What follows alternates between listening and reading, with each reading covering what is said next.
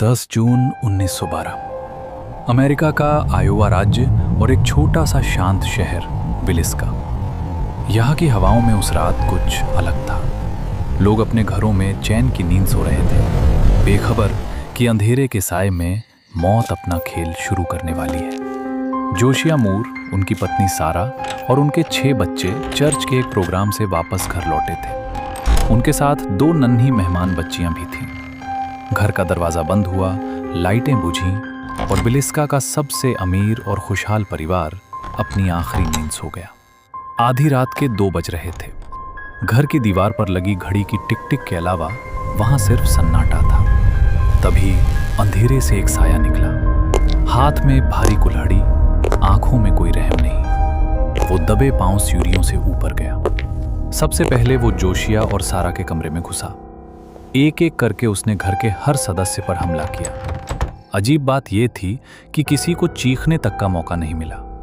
हत्यारा इतना शातिर था कि उसने कुल्हाड़ी के वार से पहले शायद उन्हें नींद में ही खत्म कर दिया था। लेकिन खौफ यहां खत्म नहीं हुआ। हत्या करने के बाद उस पागल कातिल ने कुछ ऐसा किया जो आज भी रोंगटे खड़े कर देता है। उसने घर के सभी आईनों और शीशों को कपड़ों से ढक दिया, जैसे वो खुद अपनी आंखों में नहीं झांकना चाहता था, या शायद उसे डर था कि उसकी परछाई उसका पीछा करेगी। अगली सुबह 7:30 बजे पड़ोसी मेरी पेखम ने देखा कि मूर के घर में कोई हलचल नहीं है। दरवाजा खटखटाया गया, पर अंदर से सिर्फ खामोशी मिली। जब पुलिस दरवाजा तोड़कर अंदर घुसी तो अंदर का मंजर देखकर सबसे मजबूत दिल वाले ऑफिसर की चीख निकल गई। बिस्तरों पर खून के धब्बे थे और घर के कोने में पड़ी थी वो खून से सनी हुई कुल्हाड़ी।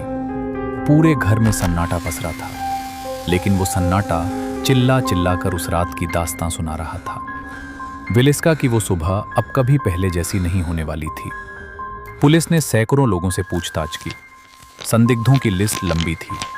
क्या वो रेवरेंड केली था, जो एक मानसिक रूप से बीमार पादरी था, या फिर लीन जॉर्ज, जिसका जोशिया मूर के साथ पुराना विवाद था?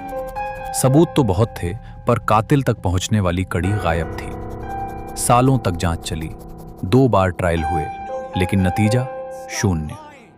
विलिस्का का वो हत्यारा कौन था, वो कहां से आया और उस रात के बाद कहां गायब हो गया? ये राज आज 100 साल बाद भी उसी घर की दीवारों में दफन है।